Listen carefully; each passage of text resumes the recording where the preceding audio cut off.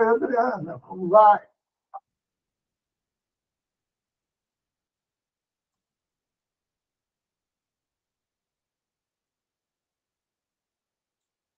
Pessoal, dia 13 de outubro de 2025, iniciamos mais um Papo de Segunda.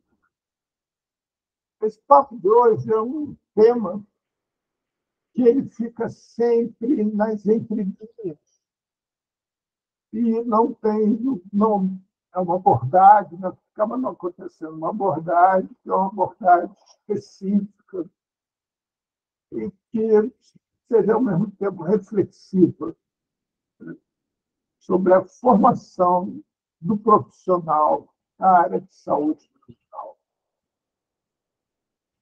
A grande dificuldade é que, como nessa área que não tem, aparentemente, nada de concreto, nós trabalhamos sempre com a questão da subjetividade. Não é como uma clínica geral, que a pessoa está com febre, você dá um medicamento e a febre passa ou não, né? Ou qualquer ou cirurgiões, ou seja lá qual for a outra área de saúde. A saúde mental, não. A saúde mental, ela passa fundamentalmente por identidades ideológicas, filosóficas e éticas.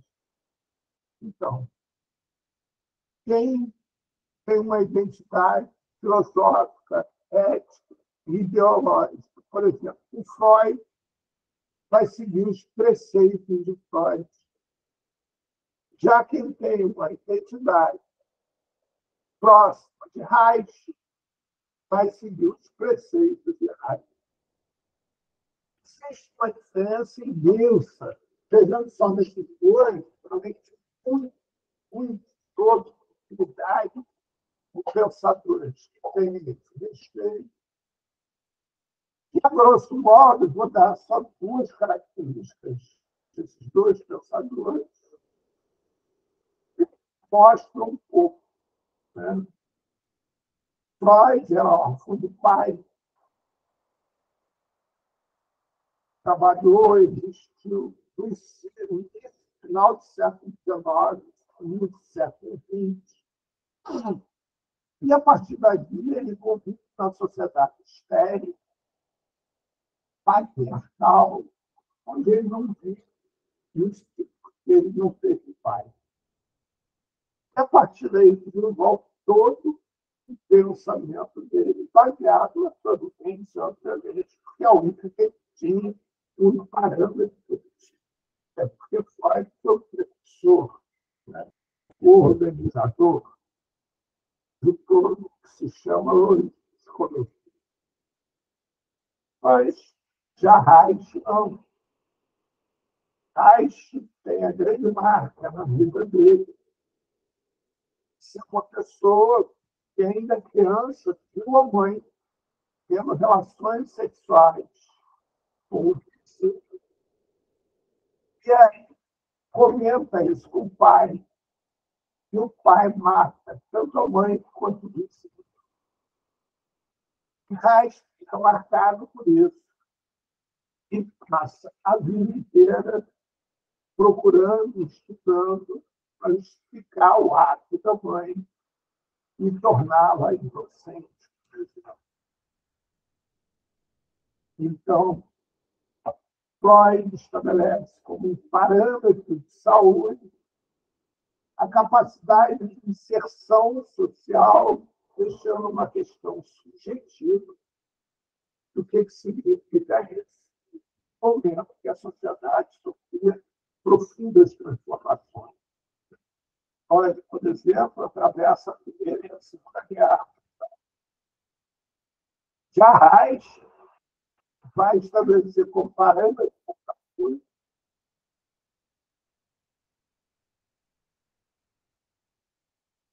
Reich vai estabelecer como parâmetro de saúde a capacidade de ter ou não orgasmo.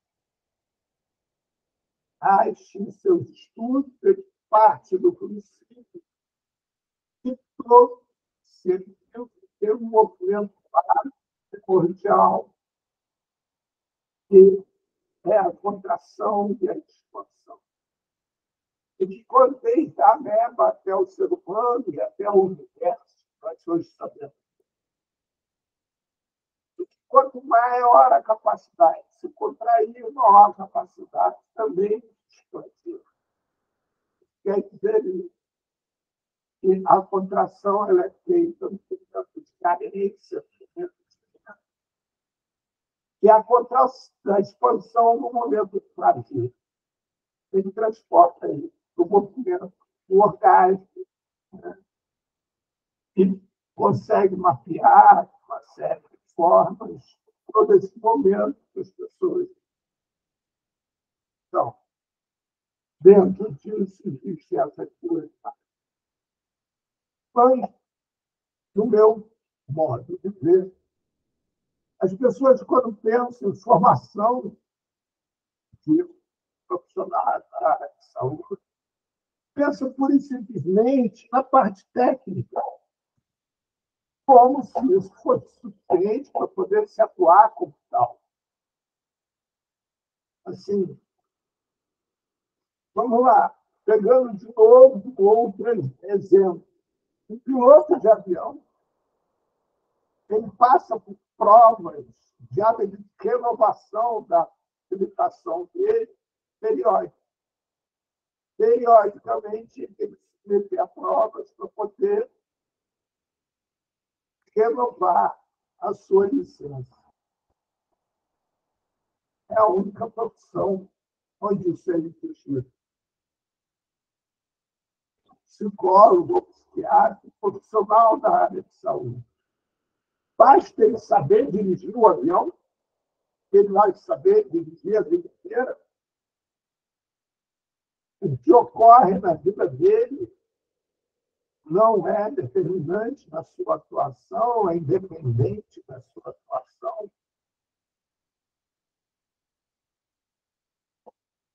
Ok, Edilson, vê se melhora.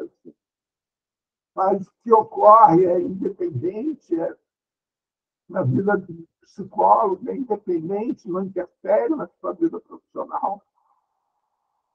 Como é que um profissional da área de saúde, um psicólogo, por exemplo, né, que atende, tem como seu único sustento a sua clínica no consultório, como é que ele consegue equilibrar a sua ética profissional e manter os seus pacientes no consultório com a necessidade de pagar contas? Será que ele tem a mesma capacidade, a mesma idoneidade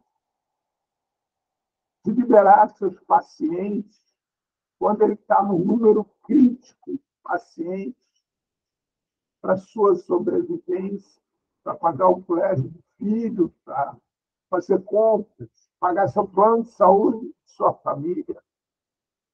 Como é que isso ocorre? Além disso, também, quando alguém lê um texto de Freud, é o mesmo texto que eu leio, é o mesmo texto que Tabacou, que Alexandre, que Esdra, que Adriana, que qualquer um lê. Será? Eu tenho por hábito, um dos meus atos na minha vida, um dos prazeres da minha vida, é escrever. Eu escrevi um texto, há algum tempo atrás, que é uma fábula que ocorre numa floresta, onde todos os elementos desta fábula são elementos da floresta.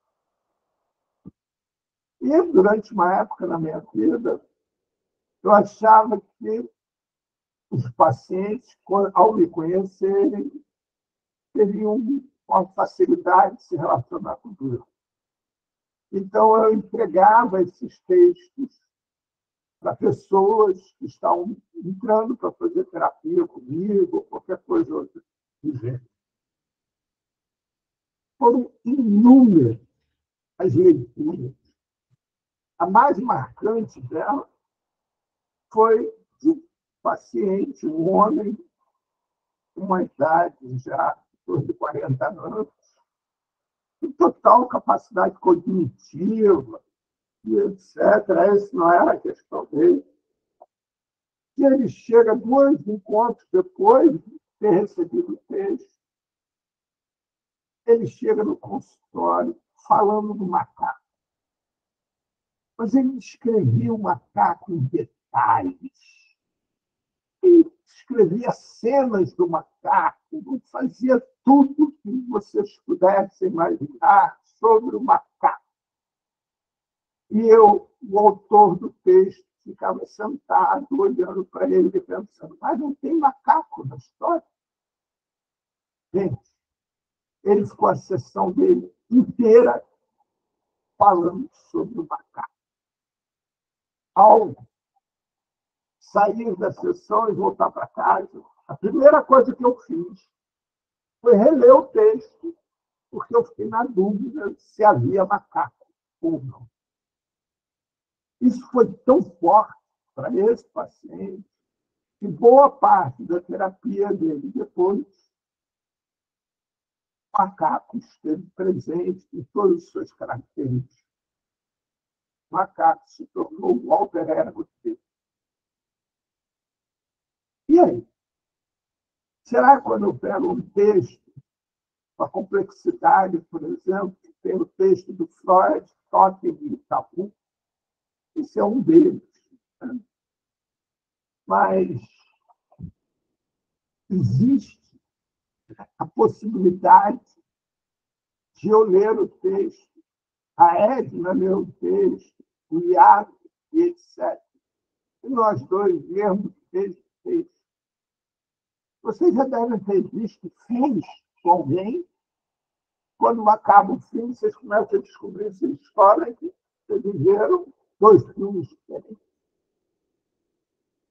Como é que isso se transpõe depois para o consultório terapêutico, onde no consultório terapêutico o indivíduo, o terapeuta, o psicólogo, o profissional da área de saúde mental, vai se identificar como eu sou freudiano, porque eu sigo Freud. Qual Freud ele segue? A tradução que ele deu, a versão que ele deu, muda. Vários textos, esse, por exemplo, que eu falei para vocês, Totem Tabu, se você ler esse texto em francês, é completamente diferente da tradução para português. E dependendo da época que o tradutor fez isso, é mais diferente. Então, como é que é pensar na formação de um profissional da área de saúde? Messias esteve aqui com a gente semana passada falando sobre o redutor de Thanos. O que é um redutor de Thanos, gente? O que cabe o redutor de Thanos ter que saber ou não? Messias relatava um pouco da vivência dele. Um pouco, muito pouco. Foram só 2 horas. Se ele tivesse tido 20 horas para falar, continuaria sendo um pouco, muito pouco. E aí? O que significa isso? O que significa a prova para se tornar um profissional da área de saúde mental? É para saber se a pessoa não sabe português, biologia, física, química, matemática. Se ela, ao entrar para a faculdade, ela vai ter capacidade de responder nas provas aquilo que o professor quer que responda, porque nem sempre, né, é aquilo que se imagina que tem que ser.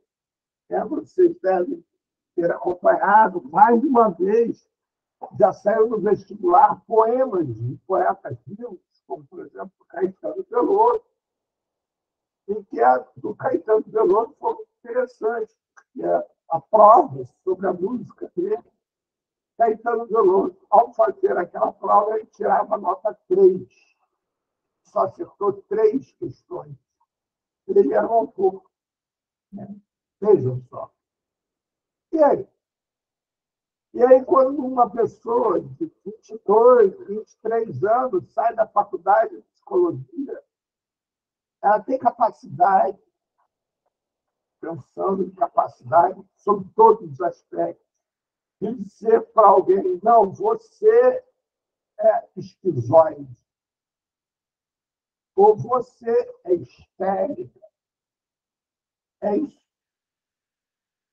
Será que tem capacidade para fazer essas determinações? Será que quando uma pessoa dessa está numa faculdade, vai aprender na clínica popular, em 20 anos, ela está pronta para atender quem tocar a campainha dela? Mas quem não está pronto, como determinar quem está pronto ou não está pronto?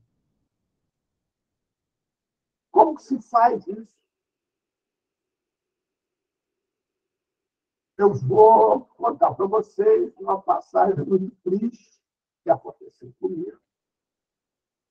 Houve uma época, no início dos anos 80, década de 1980, existia uma terapeuta bioenergética, em que essa mulher era uma mulher muito fisicamente. E, além disso, uma pessoa que tinha uma personalidade muito forte. Eu não vou falar o nome dela, porque ela já faleceu, e seria uma covarde. E ela se tornou uma líder feminista. Isso no início da década de 80. Eu tinha uma amiga chamada Márcia, que fazia física no Fundão. Estava se formando em física, era casada, tinha 2 filhas, morava no Leblon. E começou a fazer terapia com essa terapeuta. No decorrer da terapia, ela resolveu se separar do marido dela, do pai das filhas dela, que eram 2 meninos. E aí, deixar as filhas com o marido, que naquela época era uma heresia. Considerava que a mulher tinha abandonado seus filhos, que era a pior coisa que podia acontecer, né? Porque ela estava negando, inclusive, o instinto da maternidade. Ela chegou no Natal, estava na casa dos pais dela, sentada na sala da casa dos pais dela. As 2 filhas entram pela porta do apartamento e saem correndo em direção a ela, berrando: mamãe, mamãe, mamãe. Essa menina passa, se levantou e se jogou pela janela. Que susto. Com isso, ela acabou com a vida das filhas e de muito mais. Então, como é que faz para se espelhar nisso? Faz para viver? Como é que faz para qualificar isso?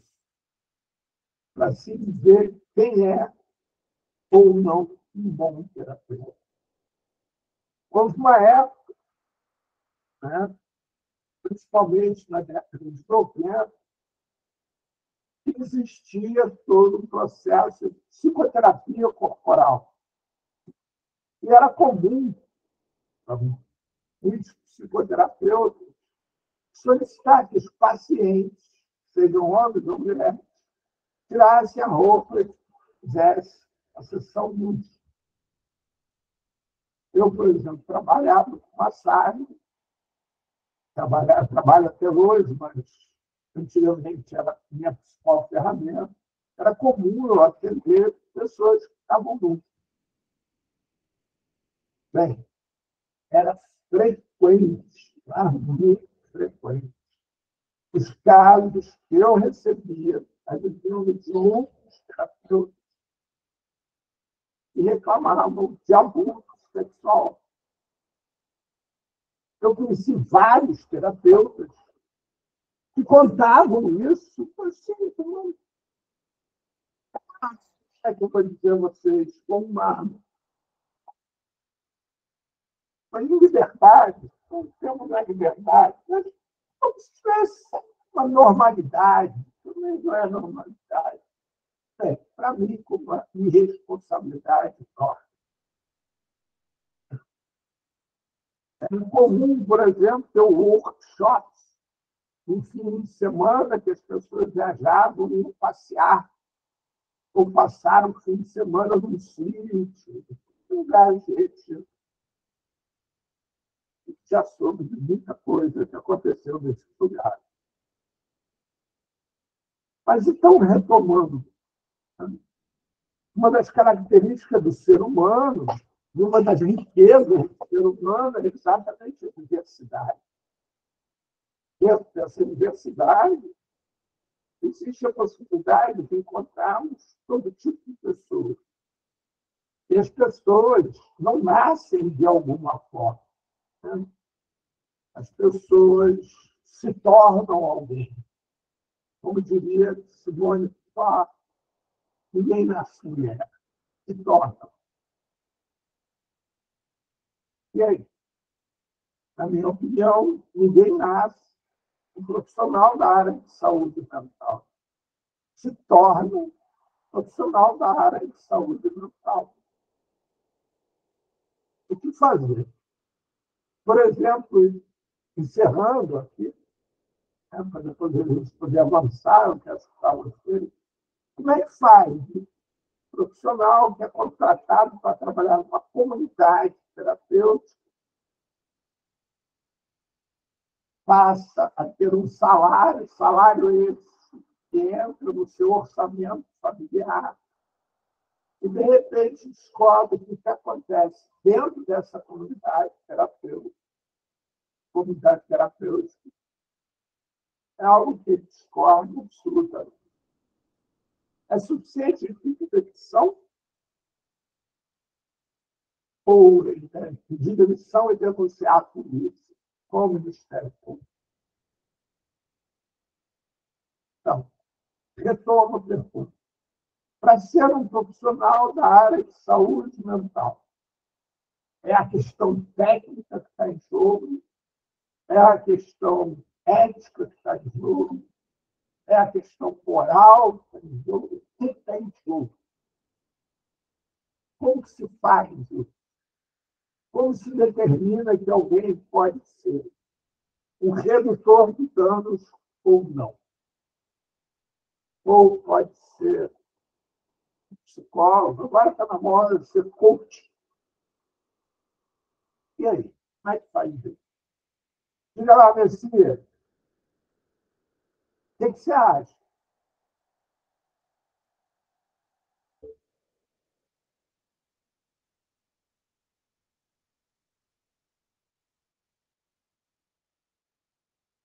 Esta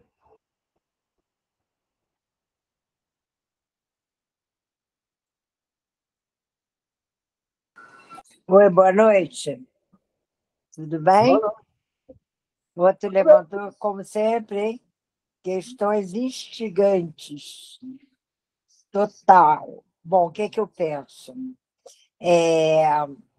Primeiro, quando você dá o exemplo do Caetano, eu me lembrei da música do Caetano, do vestibular, sei lá, do Enem. Eu me lembrei de quando a gente formula questões de prova. E o Paulo Freire, ele colocava uns exemplos, né, muito interessantes, justamente em relação a isso. Por quê? Porque o aluno não, porque diz que aluno é uma pessoa que tem luz, né? O aprendiz lá, né, o graduando, ele vai interpretar o enunciado segundo, né, a sua percepção, os seus valores, etc. E o professor, quando faz a questão, né, ele, de repente, ele queria que o aluno desse outra resposta. E o livro do Paulo Freire ele coloca alguns exemplos muito interessantes. Então, eu acho que isso é uma coisa.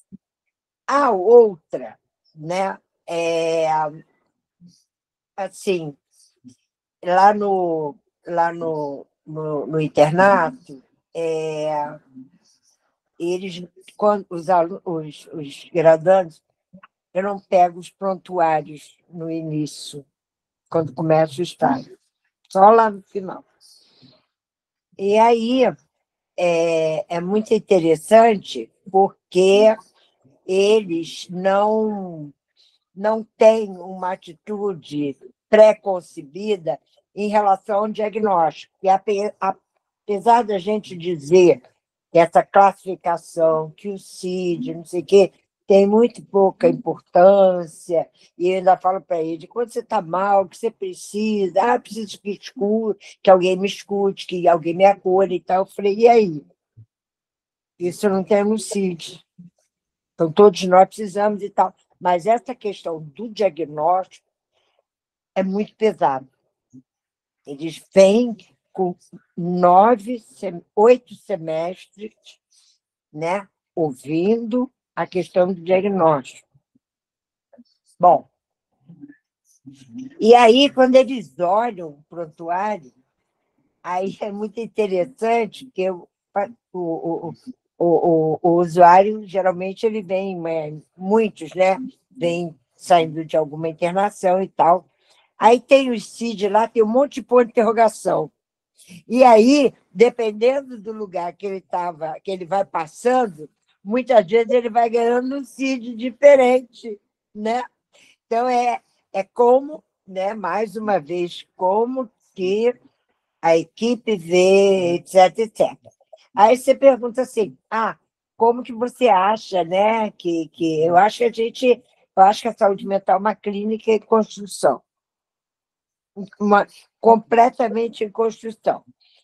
E aí, eu acho que tem uma potência muito grande a questão da supervisão, sabe? Porque por mais que o supervisor, que é contratado pelo município, tudo bonitinho e tal, ele tenha uma linha, né? Ele, de repente, como você faz uma supervisão em grupo, e aí ele pode, de repente, colocar algo que a gente não concorda, que um concorda, que o outro não concorda e tal. E aí eu acho que esse é um aprendizado muito grande. Então, e eu acho que é isso que a gente fica muito, até hoje, a gente fica muito querendo encontrar, entre aspas, diagnósticos. A verdade é essa, né? E aí, quando, né, a gente não consegue, não tem um raio-x, não tem a clínica é muito comum, a medicação não trabalha, não cura a causa, quando dá conta de um sinal, de um sintoma e tal. Então, isso deixa o graduando, o recém-formado, muito inseguro, muito seguro. Porque isso aí, se eu for falar semana que vem, não sei se vou falar que não vou, o modelo biomédico ainda está muito entranhado, muito entranhado. Então, eu acho que é isso, eu acho que a televisão, né, se ouvir também, acho que a gente se forma muito com o usuário, o que ele traz para a gente, né? Você botou hoje as 2 reportagens, eu tenho a assinatura diária do Globo, eu tinha lido, né? Muito interessante algumas falas que tem alguns depoimentos e relatos, né? Das pessoas que vivem em situação de rua. Não sei se você reparou como que eu achei bem legal isso. Foi muito minimizado a questão da adição.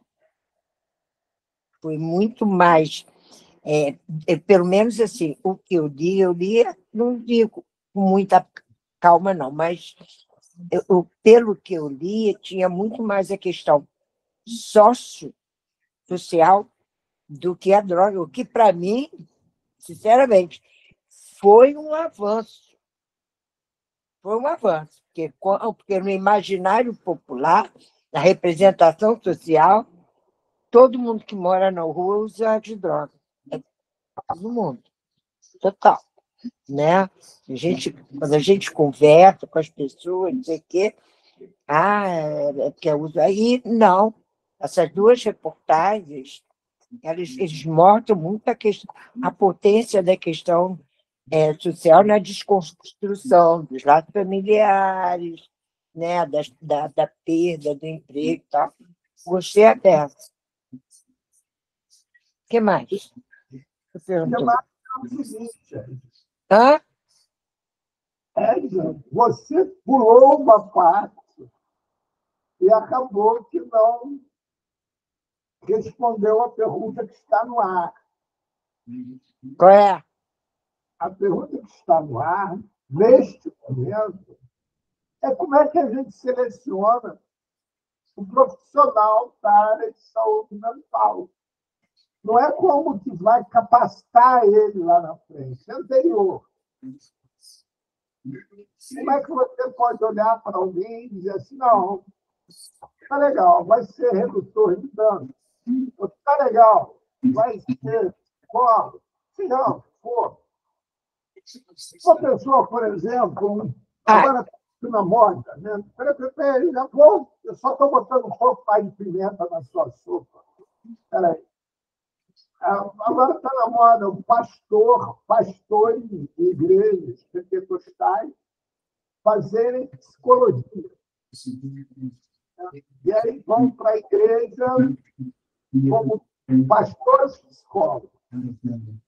E aí, possível? Está legal? Sei. Eu não tenho preconceito, não. Eu acho que dependendo da visão de mundo do sujeito, da crença, porque todos nós temos alguma crença, a verdade é essa. A gente vê em reunião de professores bater 3 vezes na mesa para isolar, né? Para isolar. A gente vê numa hora de urgência, espera aí que eu vou pegar uma aguinha para você, sabe? H2O para fazer, só se estiver desidratado, senão não vai fazer tanto efeito. Tem aquela história da imparcialidade.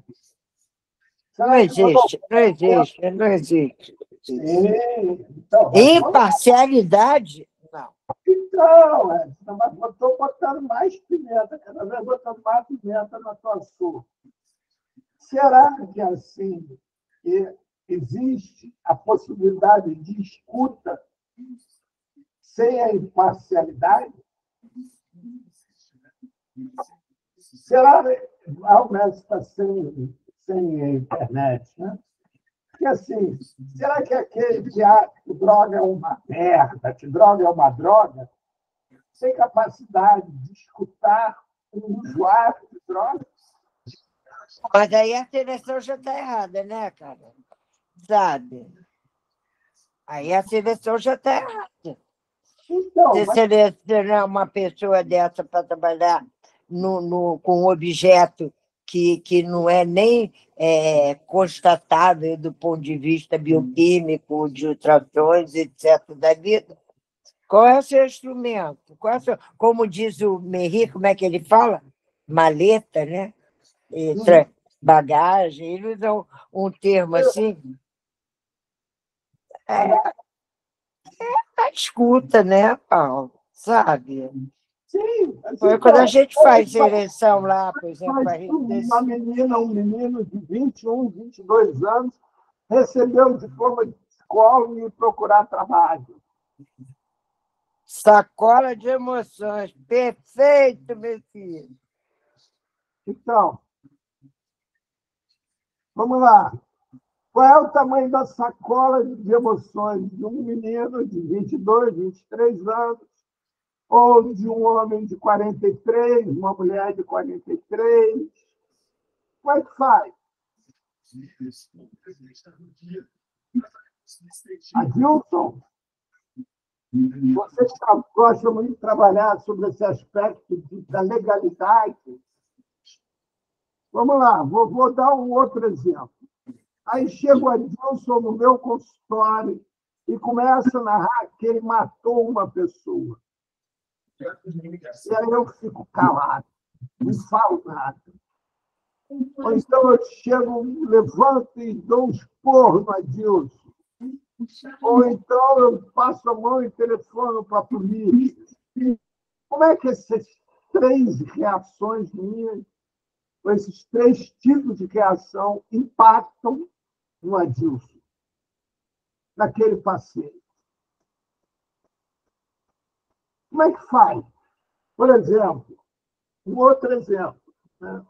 O engenheiro, quando ele calcula a espessura, a grossura de um arame que ele vai pendurar um peso no teto de algum lugar, se for um lugar sem risco, depois que o computador fizer todas as contas e chegar à conclusão que o diâmetro daquele arame é 10, ele multiplica por 3, chama-se coeficiente de segurança.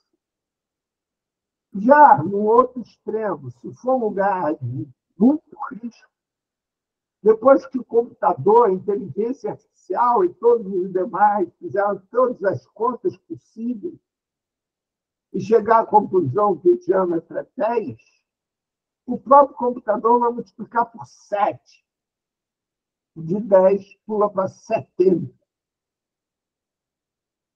Ou, aí depois, esse diâmetro é levado para uma reunião, onde nessa reunião tem vários outros profissionais que vão levar em conta até decidirem, finalmente, qual vai ser o diâmetro daquilo que vai pendurar lá no teto.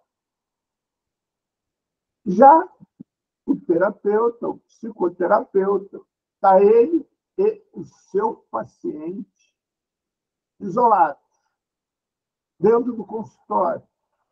O seu paciente vivendo um momento de uma crise profunda. E o terapeuta, de repente, olha para ele e fala: não, a dor cura. Você tem que sentir dor mesmo. É isso. O cara se suicidando e o terapeuta lá, né, que segue a linha de Freud, vai achar que a dor cura, que o sofrimento faz parte da vida.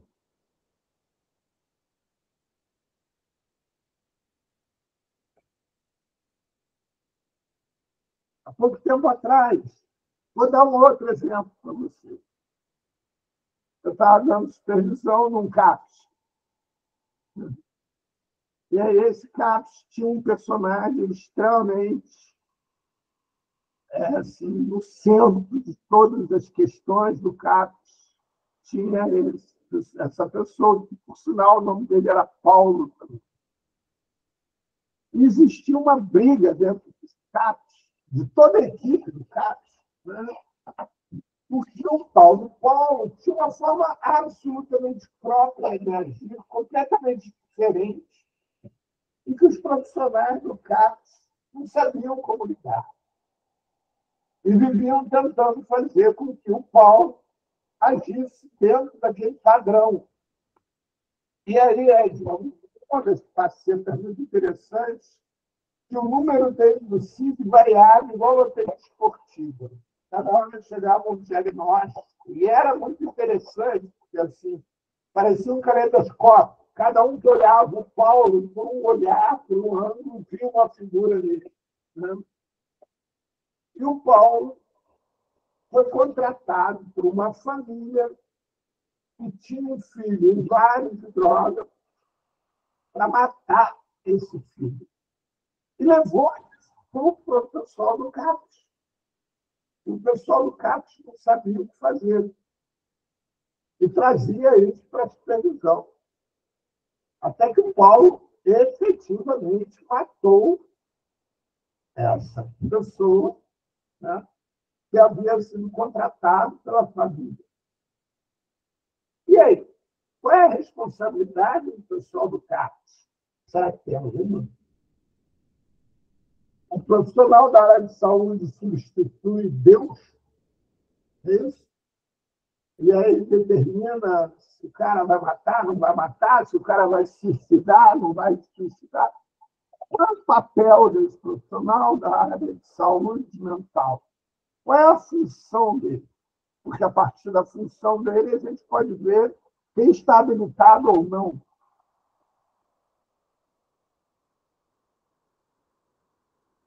O que você acha, Mário?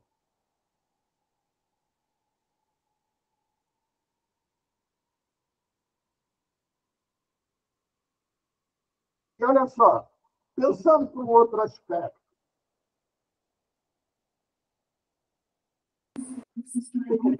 Mário mandou uma mensagem. mas cortou, né? Vou tentar ver o Mário.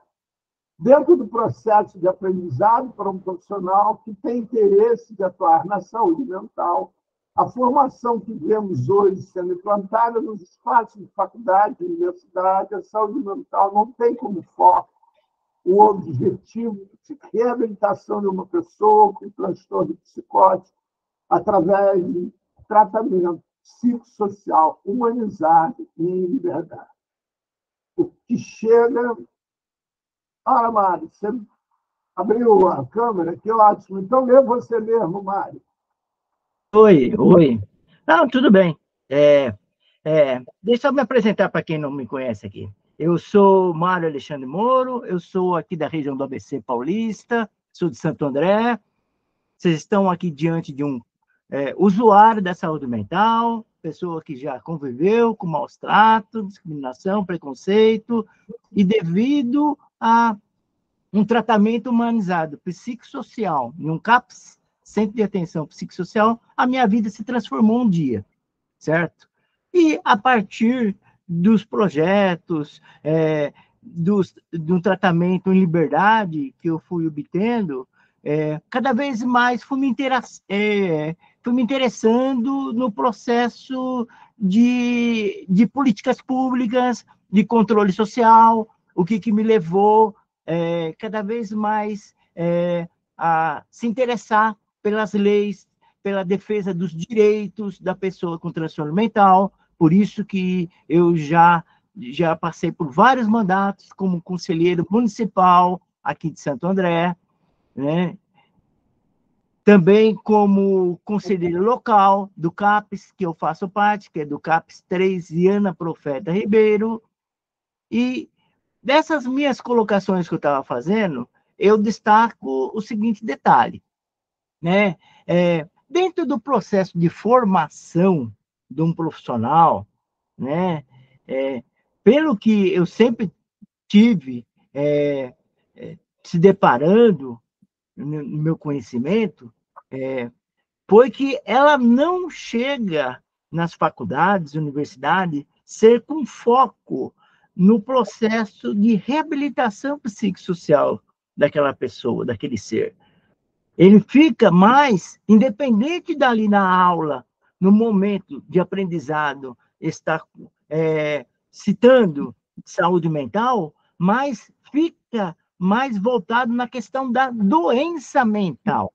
E isso que fica tudo um processo de aprendizado a esses profissionais. Ou seja, chegam a ser focados nas questões de doença mental. E aí, já logo cedo, já começam naquelas de que, diante do que vão adquirindo de conhecimento, de como fazer para abordar uma pessoa dessa, cada vez que se deparando com uma pessoa em crise, com uma pessoa com transtorno psicótico, qualquer... E aí vem, infelizmente, a questão do fator internação como a melhor solução.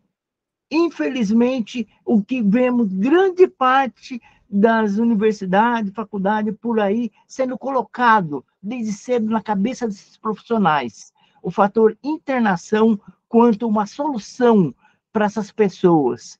sabendo de que temos aí as nossas redes de atenção psicossocial, com os tratamentos psicossocial humanizados, oficinas terapêuticas, e isso já ajudou muitas pessoas um dia a estarem se recuperando e até hoje adquirindo aquela saúde mental que sempre desejaram tudo, através da terapia, através de outras atividades de inclusão, de inserção social, que vem a estar trabalhando com a cabeça daquele ser, certo? E não ficando só na parte destinada na questão da medicalização. Infelizmente, é um grande desafio que temos aí. Por isso que vemos muitas pessoas aí pegam na formação, ingressam para trabalhar, para trabalhar dentro de hospital psiquiátrico, hoje cada vez mais também aí em comunidades terapêuticas, tudo, e ficam lá submetidos ao foco na questão da internação como a solução. Ou seja, que aquele ser, a melhor forma é tirá-lo do meio da sociedade, afastá-lo, para não pôr em risco. E, primeiramente, ficam no viés da coisa voltada para que aquela pessoa ela não ponha em risco ninguém na sociedade. E, em alguns momentos, coloca si própria, dela mesma também. Mas, dentro dessa linha de internação quanto uma solução, como melhor forma. E é isso que, infelizmente, até a gente vê na boca desses tantos parlamentares, políticos, tudo, que esse tipo de pessoas com transtorno psicótico não tem jeito, tem que internar. Assim como também o que se pensa das pessoas de abstinência também, usuário de substância psicoativa também. Dizem que o único jeito é internar, afastar essas pessoas. Então, o que acontece? Ficam aí. E aí vai tudo na linha contra a questão dos direitos humanos, do que se tem de direitos, da nossa reforma psiquiátrica brasileira, de um tratamento em liberdade, tudo. E cada vez mais agora também, aí voltado também às pessoas também com transtorno psicótico, transtorno mental, mas em conflito com a lei também, certo? Mas que são pessoas de direito, sujeitos de direito, né? Agora, o que acontece? É um desafio muito grande, porque nisso envolve a questão jurídica da coisa, que muitas vezes elas, através de encaminhamentos, de internações compulsórias, acabam levando a um ser, certo? Muitos familiares, infelizmente, não têm o conhecimento, não lhes chegam sobre a melhor forma para que ele deve direcionar aquele membro da família que, infelizmente, ele está passando por umas crises no momento desse, que muitas vezes pode até mesmo estar agressivo, violento, alguma coisa, mas que o fator internação não é a única solução, não é a melhor solução a ser encontrado. É preciso, porque isso não vai recuperar, só vai afastar a pessoa. Certo que a gente tem alguns casos, né, que vai mais além, mas para isso que nós temos aí, dentro da nossa política hoje, do SUS, tudo, a questão que fala sobre leitos psiquiátricos de hospitais gerais, para justamente ser direcionado àquelas pessoas que estão numa crise mais aguda, mais acentuada, mas por um curto espaço de tempo. Depois, então, elas voltam ou são direcionadas para um tratamento, para dar sequência no tratamento nos CAPs, em liberdade, né? Mas o que acontece? Só que imagina como que isso é um desafio de se pôr na mentalidade de quem está no início do processo de formação, certo? Aonde de que hoje, para a gente conseguir voltar da questão do antimanicomial, está dentro, no princípio, sendo abordado nos espaços de faculdade, só se você contar com algum profissional que seja militante da luta antimanicomial, que seja um militante. Aí, então, você consegue que ele, de alguma forma, ele consegue, dentro do processo de ensino, levar um outro lado da questão para os seus alunos. Agora, é uma minoria, não são, são poucos os que se encontram nisso, né? Como professores de ensino, não mais de âmbito academicista, tudo, que se tornam militantes também em defesa dos direitos, da cidadania, no processo de inclusão social e da reforma psiquiátrica. Aqueles que assim conseguem, foi muita gente ao conhecimento, né? Tá ok? Ter se alastrado aí, Paulo. Desculpa a aumentada minha fala. Não, primeiro eu queria te agradecer muito a sua participação, prazer em dividir com a gente toda a sua experiência de vida, que a gente sabe o quanto é necessário ter coragem para poder fazer o que você está fazendo. Tá? Se colocar de peito aberto, falar as coisas que viveu, que vivenciou. Muito obrigado. Isso reforça mais ainda o aspecto da nossa abordagem de hoje, que é como se faz para selecionar o profissional que vai poder ter acesso à tecnologia da saúde mental. Eu queria trazer para vocês um dado para botar mais pimenta ainda na sopa de todos nós. 2 minutos só.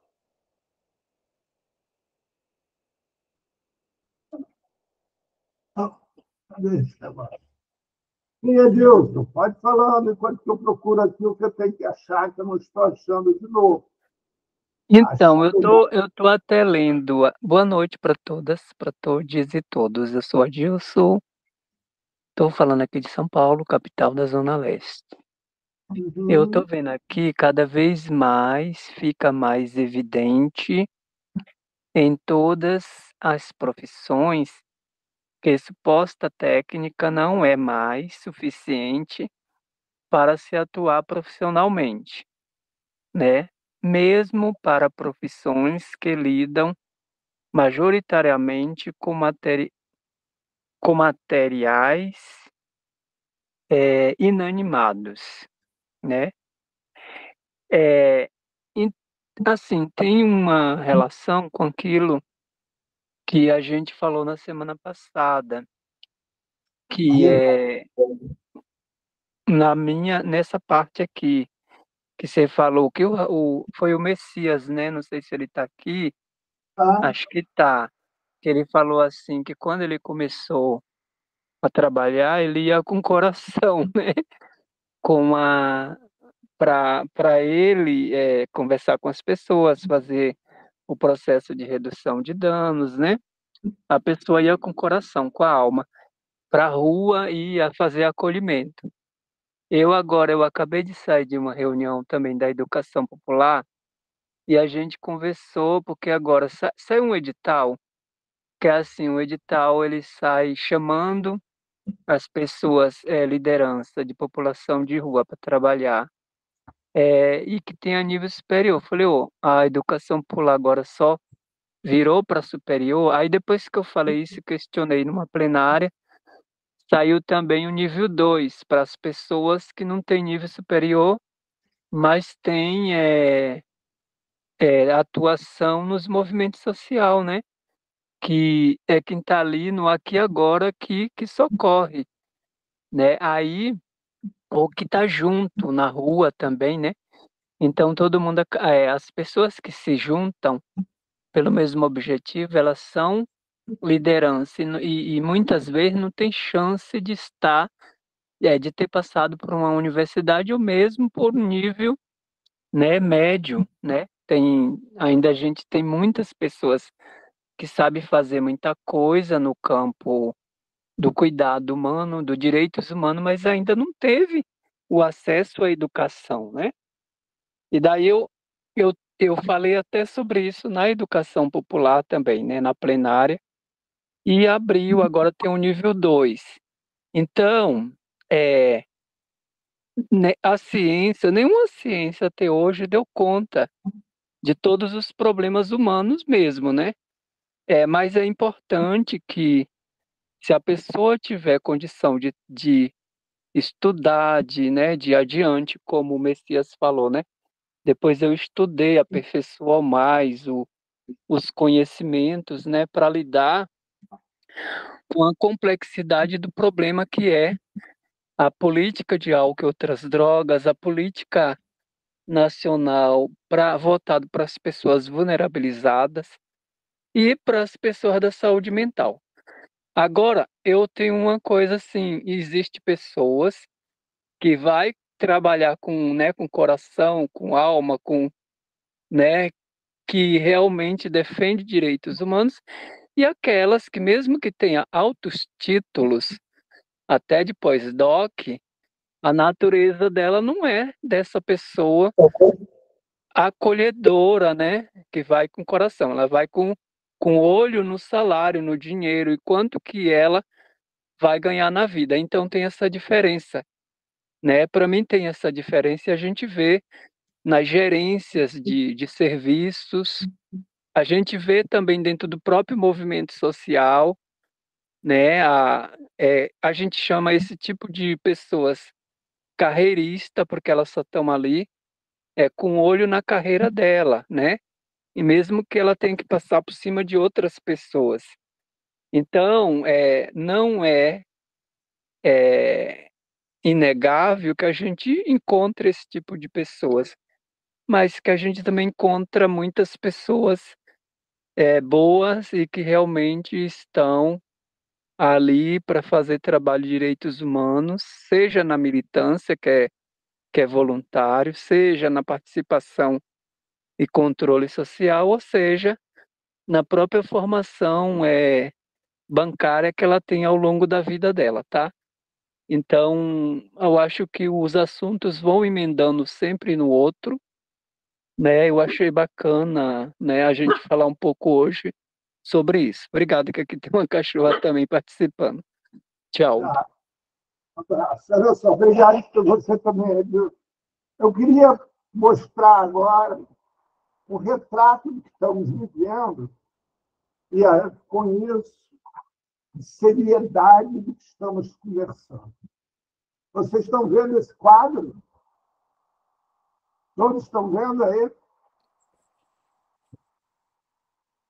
Vai apresentar, tá o quadro sem nada. Isso. Então, olha só, gente. Afastamentos por saúde mental entre 2014 e 2024. Vejam só. Muitos alegam que a grande questão foi a pandemia. Mas, se vocês olharem... Não tem, não está aparecendo, Paulo. Não está aparecendo nada? Não. Paulo, ainda não está aqui, sendo visualizado por nós aqui. Tá bom, desculpa, calma, você vai. Pode ser que esteja em trânsito. De Paquetá para São Paulo. Ai, engraçado. Engraçado que está assim, você está apresentando, mas não está aparecendo. Espera aí.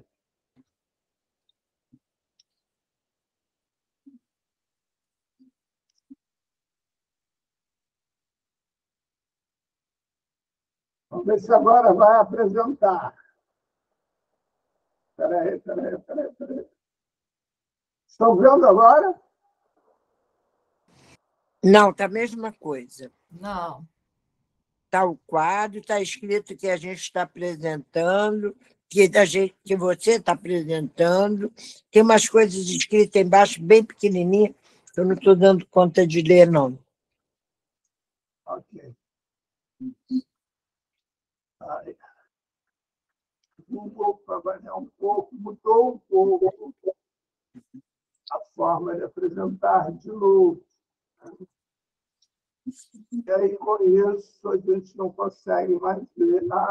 Vamos ver se agora vai conseguir ver. Vamos ver.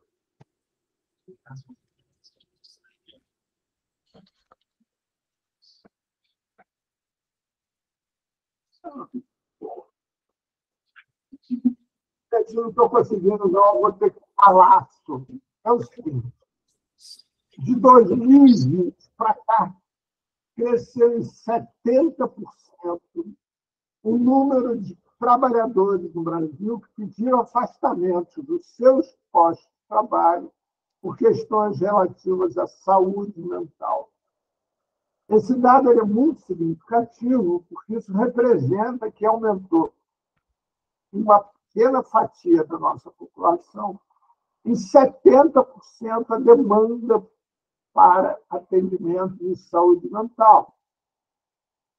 Se a gente olhar para um outro dado, né, o ano passado o Brasil bateu o recorde de suicídios de crianças e adolescentes, ou seja, de 8 a 16 anos. É um dado que eu sempre faço questão de repetir. São cidadãos e indivíduos que estão pensando em como participar da sociedade e chegam à conclusão de que não tem lugar nessa sociedade para eles se matam. E aí surge o profissional da saúde mental, que hoje no Brasil o número de pessoas que atuam efetivamente como tal é mínimo se comparado à necessidade. Pessoas absolutamente sobrecarregadas de trabalho, sobrecarregadas de demandas e responsabilidades, inclusive tendo que, muitas vezes, assumir responsabilidades que efetivamente não são deles, né? Como o caso que eu citei daquele paciente chamado Paulo, que matou ao outro. E todo o corpo docente do CAPES resolveu se culpabilizar pelo Paulo ter chegado finalmente.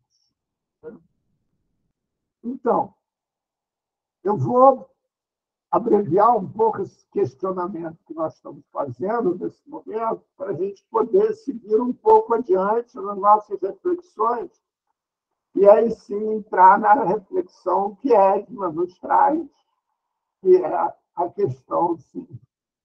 Nós, do Observatório, entendemos que o profissional de saúde mental, antes de mais nada, ele é um ser humano. Ele não é uma máquina, um robô, um humanoide, ou nada disso. E, portanto, ele tem uma vida própria. E, como diz Saed, né, esse profissional ele não é isso. E, portanto, antes de se selecionar um profissional da área de saúde mental para trabalhar num determinado lugar, é necessário que esse lugar tenha um projeto terapêutico de trabalho como um todo, onde parâmetros sociais estejam claramente ali estabelecidos, de tal maneira que se possa selecionar profissionais para trabalharem dentro de um projeto terapêutico.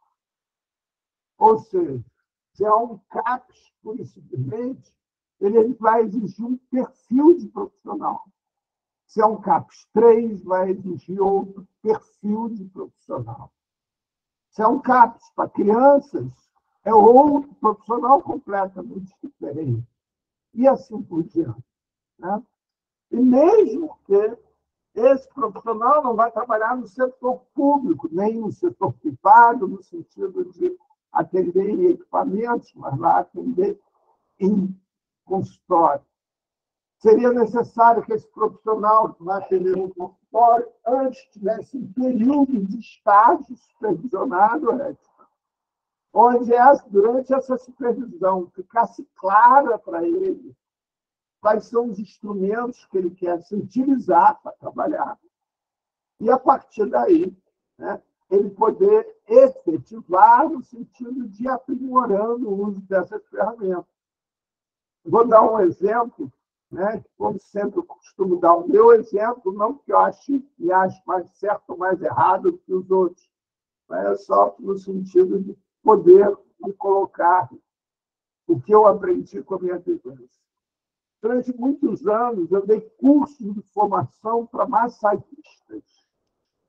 Aliás, de todos, é o que eu mais tenho saudade. Uma vontade enorme de voltar a dar esse curso. Eu espero que volte muito em breve. Mas, e aí eu fazia entrevistas com esses pretendentes. Né? Era comum as pessoas virem me procurar para fazer cursos de massagem, porque tinham dificuldade de tocar o outro e de ser tocado. E ele queria aprender massagem para poder aprender a tocar.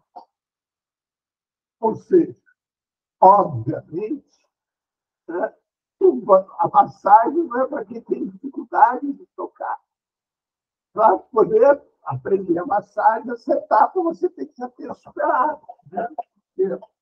Se a pessoa tem dificuldade de tocar o outro, aprender a massagem só vai distanciá-la mais ainda da relação com o outro. Ela vai passar a ter uma técnica que vai esconder toda a sua espontaneidade, vai esconder toda a sua forma de fazer e viver. Até porque, portanto, né, a massagem é antes de mais nada, uma relação entre dois corpos. Não é uma relação entre dois indivíduos, mas entre dois corpos. Em que você tem que ter a capacidade de deixar algumas características suas para enaltecer o outro, né? Realçar o outro. Então, assim, é necessário que se tenha esse projeto terapêutico. Né? Até porque, assim, no passar do tempo, vou voltar para a massagem, né? Vocês têm inúmeras formas de fazer massagem. A massagem ela nasce lá com o chimpanzé na catação de olhos, etc., né? No corpo um do outro. E a partir daí, depois vai humano, vai passando isso, vai vivendo. Então, é necessário estar lá atrás para saber depois qual linguagem você quer adotar. Tem gente que começa a adotar a linguagem oriental, né? E aí decora aquelas coisas todas e acha que sabe muita coisa, mas não sabe nada, porque está fazendo igual um robô qualquer poderia fazer. E não é massagem, repito. É uma relação entre dois corpos. Bem, então, voltando ao conceito do observatório, a seleção do projeto ou a seleção do profissional para trabalhar na saúde mental não passa pelo indivíduo isoladamente, no sentido de entender assim, não, você está habilitado para trabalhar na saúde mental. Não. Saúde mental é outro universo mesmo. Habilitado para quê? Para que aspecto? Para que técnica? Para que projeto terapêutico? Como disse o Mário, por exemplo, se é um projeto terapêutico para atender em liberdade, né, você tem que ter uma predisposição.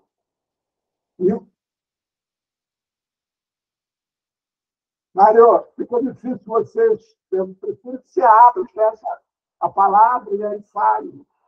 Senão, ler fica difícil. Fica lá.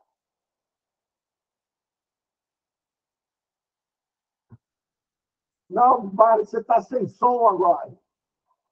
Não, eu estou com som aqui. Você está abrindo para mim? Fazer a colocação? É isso? Agora está bem. Pode falar.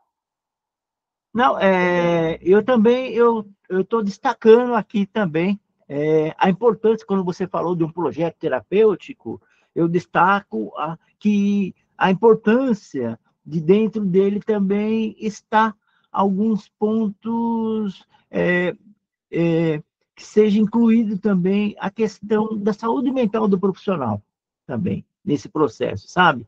Que quem tem participado de discussões sobre esse ponto vê também como cada vez mais ela vem, muitos deles vêm se manifestando, vêm relatando, por consequência do estresse, as consequências que isso tem trazido no seu dia a dia. E não é só de sobrecarga horária, não, de trabalho. Muitas vezes é pelo impeditivo que tem de poder opinar, participar, de falar também sobre o trabalho em si, porque muitas vezes são cerceados pela gestão e não podem se manifestar, tem que aceitar do jeito que vem tudo, sem poder sequer opinar sobre o trabalho, a qualidade de trabalho em si, né? E isso, sem dúvida nenhuma, repercute muito na questão do mental desse profissional, certo? É isso que eu queria colocar. Pode falar, Ed. Então, ratificando... Só um minutinho que eu queria te lembrar o seguinte. Segunda-feira que vem é você, certo? Falando sobre... Já estou falando tudo hoje, não vai sobrar nada para semana que vem. Olha só, ratificando o que o Mário falou, e algo que você falou que também eu já fiz muitas reflexões em cima disso, em relação à questão do toque. Eu acho que a gente não pode também, sabe, deixar de considerar que, como a gente falou no início, nós não somos neutros. Então, muitas vezes, o profissional,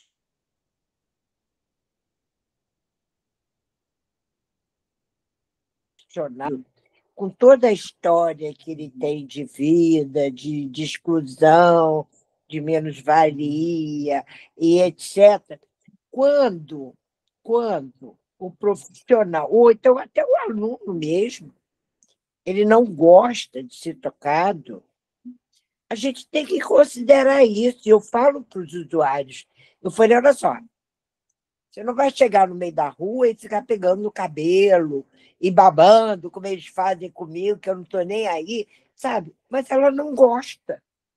Ela não gosta. Você tem que respeitar isso. Então, a gente, eu acho que colocar alguns limites, sem deixar de considerar, e até você depois pode refletir. Poxa, será que eu agi legal? Será que não agi? Eu já falei mais de uma vez isso aqui, que trabalhar em saúde mental é a clínica do não sei, como dizia a Andrea, né? A clínica do não sei. E eu falo para os alunos isso. Falei, gente, quando vocês fazem o juramento, vocês não vão ter respostas para tudo. E eu acho que a gente tem que... Eu falo muito isso para os usuários, sabe? Não tem resposta. Então, quando tem uma interface com a questão social, dá vontade de botar no colo e trazer para casa, cara. Sabe? Então, é muito difícil, é o sofrido. Dizer que a gente deixa o problema lá no CAP, deixa o problema no trabalho, no hospital, que você gerencia e tal, isso é mentira. Mas essa questão, eu quero fazer o recorte do toque, porque isso eu vejo muito presente. Eu tenho vários alunos que não suportam me tocar. Eu vejo profissional dando fora no usuário quando ele chega para tocar. E já vejo outros completamente que toleram isso, que acordem, etc, etc, etc. É isso que eu queria falar. É muito legal essa sua observação, Edna, porque ela nos remete a uma questão que é com tato. Né? Contato é exatamente isso. Com tato. Tato de tatear, de pegar. Né? Então, o contato ele passa por onde? Pelo toque.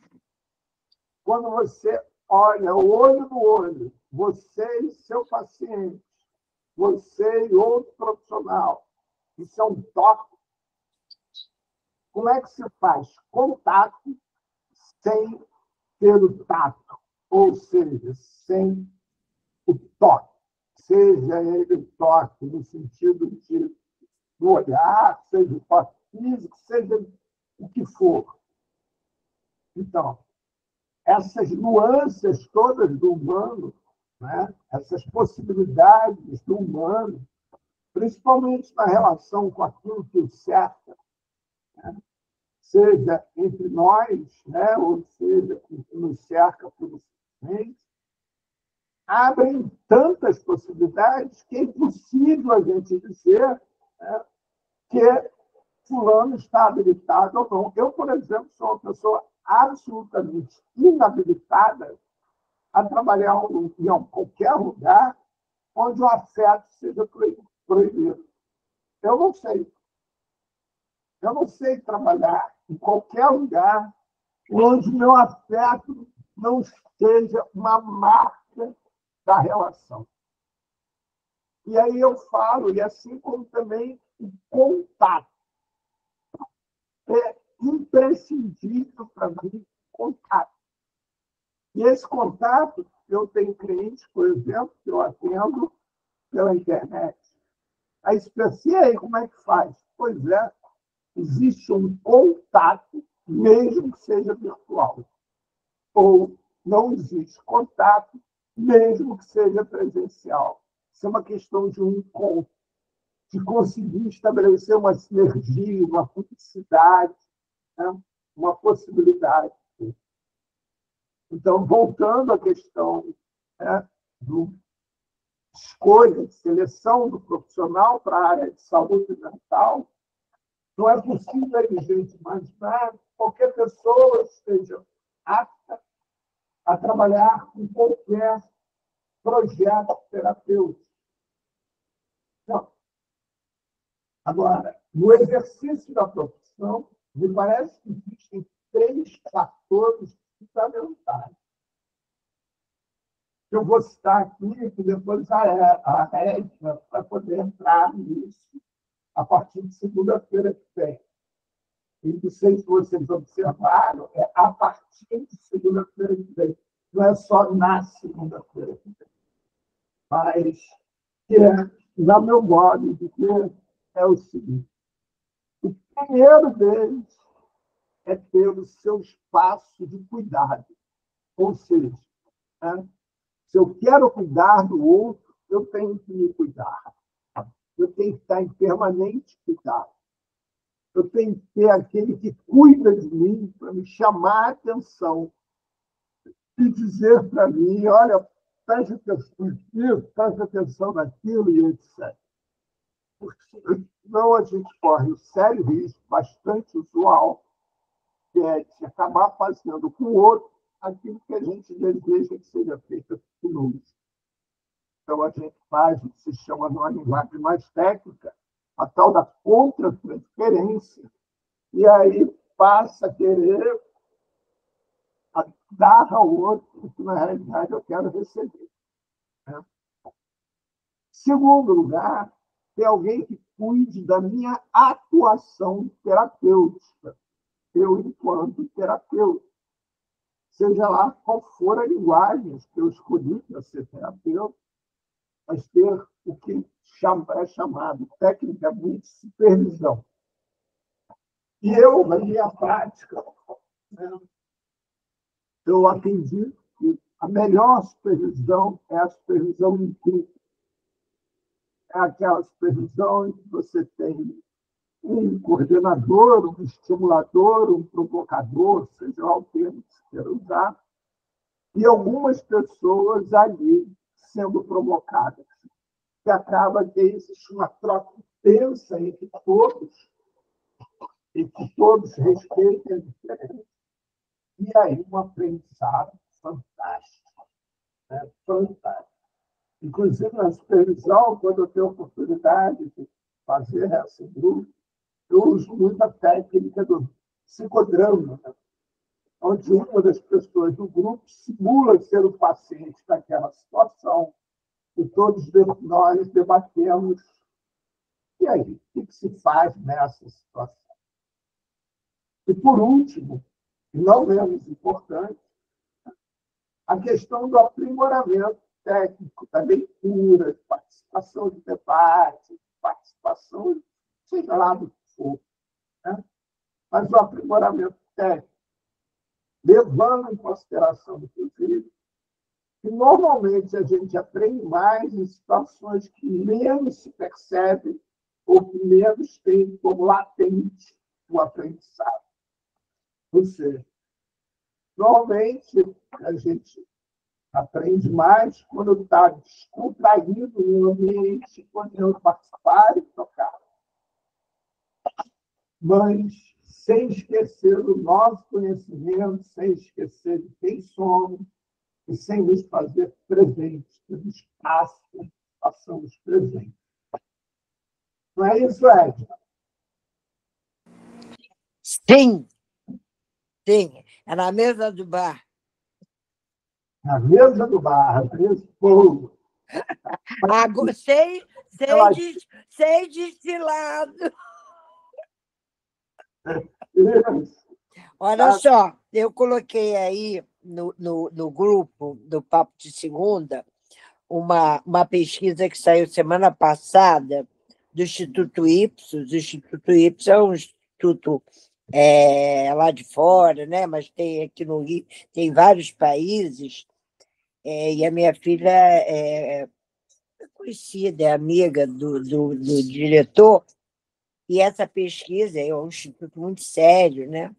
Essa pesquisa mostrou, e o diretor lá, presidente lá, ele deu depoimento aqui no jornal, no jornal de meio-dia, e aí, muito interessante que pela primeira vez de estar nessa pesquisa, ela é grande, tem 60 folhas, que ele pegou e passou inteiro para ela, que ela foi falar no Congresso de Fertilidade, aí ela levou esse dado. Pela primeira vez, a saúde mental está na preocupação, em primeiro lugar, em detrimento do câncer, em vários países. Está aí, tem gráfico, está aí. Aí tem outros dados também, mas eu acho que queria só, é porque ela até fez um slide, eu posso até depois ver. Mas é assim, chama muita atenção quando você fala, né, da história da pandemia e tal, que você traz também os índices, né? E isso aí é impressionante, não é só aqui no Brasil, não, né? Aí tem foram em vários países o resultado dessa pesquisa. Eu ainda não li inteira, não. Eu só vi a reportagem. Então, só para concluir o nosso papo de hoje, apresenta rapidamente, sucintamente, quem é você e o que você pretende nos brindar, falando sobre formação de formação, capacitação, habilitação de profissionais da área de saúde mental. Eu sou uma idosa, 74 anos, 7,4. Meu amigo. Tem 3 filhas, minhas 3 moram em São Paulo, me abandonaram. Deve ser porque eu encho muito saco delas, elas foram morar longe de mim. Sou casada 2 vezes, fiz mestrado e doutorado na UFRJ. Que mais? Professora da UERJ, aposentada do Ministério da Saúde. Você fala que curso? Eu dou aula no curso de enfermagem, mas a gente tem Eu participei de alguns projetos PET e tal, e aí sempre com esse olhar da intersetorialidade, né? Da multidisciplinaridade, etc. E aí, de vez em quando, a gente dá umas aulas em outros cursos. Eu comecei eu fui cedida do Ministério para, sem eu saber, na minha licença de gestação, de uma das gestações, na Escola de Formação Técnica Isabel de Santos. Foi em 76. E aí eu era do Hospital de Ipanema. E aí eu tive, na hora eu fiquei, porque eu dava umas aulas de vez em quando e gostava já de saúde mental. E quando eu vi, eu estava lá. Me botaram lá e tal, designada para lá. E aí eu tinha um cordão umbilical ligado com o Hospital de Ipanema, então foi difícil para mim e tal.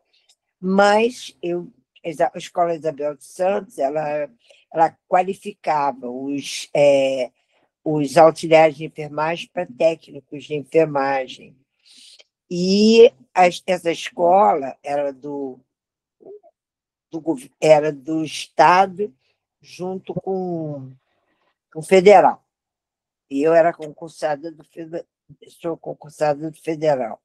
Aí, a base dessa escola, a orientação pedagógica já naquela época, era Paulo Freire full time, né? Maravilhosa. Mas aquela, assim, de você vai para a prática, vê a realidade, vai construir a teoria a partir da prática. Olha, assim, metodologia ativa em 76. Então, foi, assim, um aprendizado, sabe, maravilhoso. E aí eu gerenciei o Hospital Samaritano, aqui de Botafogo, porque eu também fiz 2 cursos de administração hospitalar. Foi muito difícil para mim, porque eu sempre tive esse olhar mais integral para o funcionário. Aí os diretores lá do Hospital Samaritano disseram que era matéria de Calcutá e tal, mais para sobreviver e tal. Aí depois eu fiz prova para a UERJ, né? Não, trabalhei muitos anos na Unigran Rio e em Vassouras.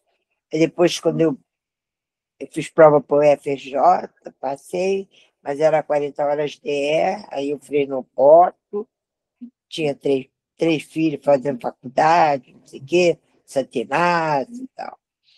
E aí, depois eu fui para a UERJ, porque a UERJ não é DE, né? Não era DE. Quer dizer, depois eu até fiz, porque eu saí lá de Vassouras, acabei e tal. Professor emérito e tal. Então, sou essa aí. Então, como vocês devem ter observado, nós do Observatório estamos, nesse final de ano, fazendo alguns ensaios, né, de cursos introdutórios, com a Edna, com o Messias, que infelizmente teve que sair, para que no ano que vem possam passar a ter esses cursos de uma forma regular. Então, você que está interessado em pensar com a gente sobre redução de danos ou sobre formação de profissionais da área de saúde mental, seria legal se você pudesse participar desses debates. Esses debates vão ajudar a nós a formar esses cursos, a pensar esses cursos, e depois serão aplicados a partir dessa construção dialógica de todos nós, onde todos os participantes, estimuladores, etc., estarão previstos. Médica, pode falar. Não, é porque eu acho que é importante eu dizer isso, porque apesar de eu ter ido para a academia, esses anos todos, até antes de entrar de licença, em outubro, eu sempre fiz questão de ter 80% da minha carga horária na prática. na prática. Eu acho que isso é muito importante. É isso que subsidia a teoria. Não é a teoria que subsidia a prática, é a prática que subsidia a teoria. Então, eu tenho muito orgulho disso, sabia? É muito cansativo e tal. Tem menos status dentro da academia. Mário até deu uma ensaiada, né, nessa fala. Tem menos status, mas é um aprendizado que eu vou te dizer. Era isso. Então, pessoal, até segunda. Foi um prazer enorme ter estado com vocês. Mário, muito obrigado mais uma vez pela sua presença, pela sua fala, pela sua coragem, pelo seu exemplo. Adilson, seria redundante, né, eu falar assim como Ruth, Tabacou, Adriana, Alexandre, a todos. Um forte abraço para vocês. Até segunda. Viva a internet do Paulo, que funcionou direitinho. Está melhorando. Estou aqui trabalhando nisso. Obrigada. Agora eu só acho que ele tem que arrumar um microfone. É mesmo.